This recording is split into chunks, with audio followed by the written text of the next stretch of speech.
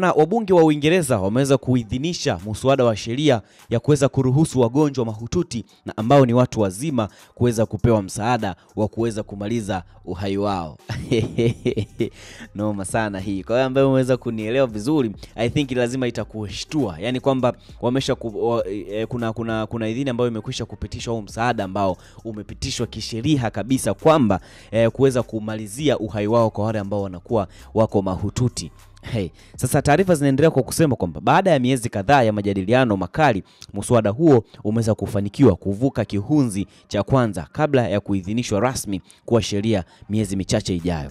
Mwezi Novemba mwaka jana 2024 uliopita, wabunge waliopo wengi sana waliunga mkono pendekezo la kuandaliwa kwa muswada wa sheria ili kuweza kuruhusu huduma ya msaada wa kifo kwa kura 330, huku waliopingwa wakipata kura 275.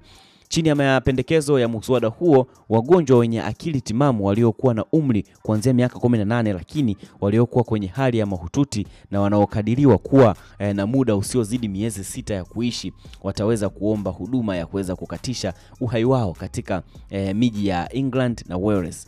Na hii ili kutimiza hilo, mgonjwa mahututi atatakiwa kuwa na uwezo wa kumeza mwenyewe dawa zitakazokuwa zinakatisha maisha yake. Bana, mswada huu umekuwa ni noma sana kwamba wao wameweza kuanzisha mswada kwamba kuna wagonjwa wale mahututi ambao unajua kabisa, ukimwangalia kabisa unajua kabisa huyu hawezi kufikisha wiki, huyu au hatawezi kufikisha siku kadhaa kutokana na the way ambavyo ugonjwa wake upo, the way ambavyo hali yake ipo. Sasa Marekani wao au huko London wanataka kupitisha muswada huu ambao uliweza kupelekwa bungeni, ndio kuna baadhi ya wabunge ambao wamekubali, lakini wabunge wachache wameonekana kukataa. Zaidi ya wabunge 300 na wamekubali, then 270 na kitu wamekataa muswada huo, na wanasema kwamba wengi wape. Sasa tuweze kutegemea muswada huu kuweza kukamilika siku zijazo tu hapo mbele. Ni kwamba kwa wale wagonjwa ambao watakuwa wako mahututi sana kwamba wanashindwa kabisa kuendelea na maisha au kutokuendelea kuishi, kuweza kumeza dawa peke yake, anategemea labda nesi au daktari aweze kumnywesha dawa, basi hao wataweza kupewa dawa ambayo akinywa tu itasababisha yeye kuweza kufa haraka, yani kumpeleka mapema kabisa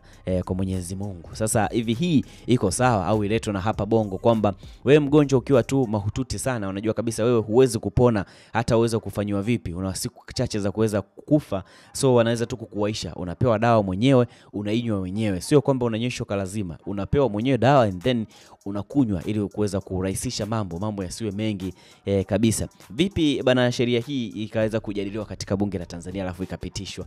Unafikiri wa Tanzania tutaweza kukubali kitu hiki kiweze kutokea au itakuwa vipi? Drop comment yako hapo, maoni yako yatakuwa ni ya muhimu zaidi kutokana na kile ambacho kinakuwa kinaendelea. Drop comment hapo, like, subscribe, tutakuwa umetisha kinoma noma.